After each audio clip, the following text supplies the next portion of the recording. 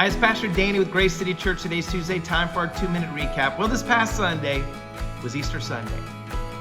And we looked at two guys who were discouraged, disappointed, and defeated. Have you ever been there? Maybe that's where you're at right now. Why were these guys so discouraged? Well, they were heading back home to Emmaus, and they were on this road called the Road to Emmaus, and they were leaving Jerusalem. And that's where they got so discouraged. Why? Because they went to Jerusalem thinking that they were going to go to a celebration, celebrating Passover. Instead, they experienced a crucifixion.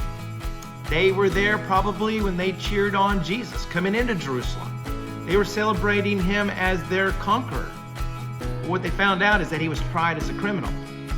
And then, their church was messed up. I mean, it was their leading priest. It was their religious leaders who were the ones who brought these charges against Jesus, and they eventually killed him. So, man, they went through a lot in Jerusalem. It was nothing like they thought they were going to expect when they were going into Jerusalem.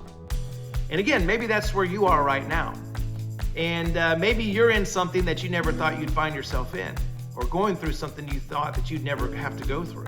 Well, what's interesting is that when they were heading back home, and by the way, it was a long walk back home because they were so discouraged, Jesus approaches them because it's the third day. It's Resurrection Sunday, and Jesus has risen from the grave. And so Jesus appears with these two guys, and these guys don't recognize him. In fact, they're so defeated and discouraged, they're just keeping their head down. And that's what discouragement will do. It'll keep you from looking at Jesus. When you're down, don't have your head down. You need to be looking up.